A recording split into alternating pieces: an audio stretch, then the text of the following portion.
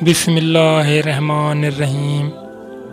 سبھی دوستوں کو السلام علیکم۔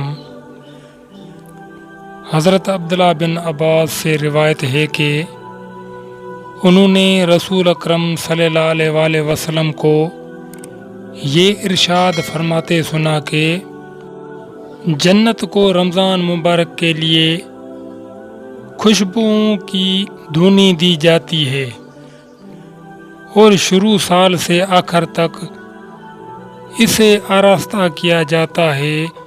جب رمضان کی پہلی رات ہوتی ہے، عرش کے نیچے سے ایک ہوا چلتی ہے جس کا نام مشیرہ ہے۔ اس کے جھونکوں سے جنت کے درختوں کے پتے اور دروازوں کے حلقے بجنے لگتے ہیں۔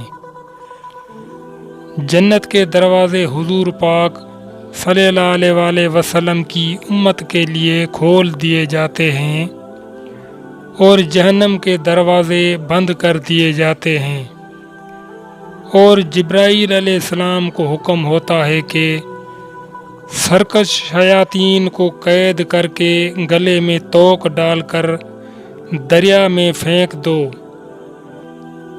تاکہ امت محمدی صلی اللہ علیہ وآلہ وسلم کے روزوں کو خراب نہ کرے۔ حضور اکرم صلی اللہ علیہ وآلہ وسلم نے یہ بھی فرمایا کہ اللہ تعالیٰ ایک منادی کرنے والے کو حکم دیتے ہیں کہ 3 مرتبہ یہ آواز دے، ہے کوئی مانگنے والا جس کو میں عطا کروں، ہے کوئی توبہ کرنے والا جس کی میں توبہ قبول کروں، ہے کوئی مغفرت چاہنے والا کہ میں اس کی مغفرت کروں۔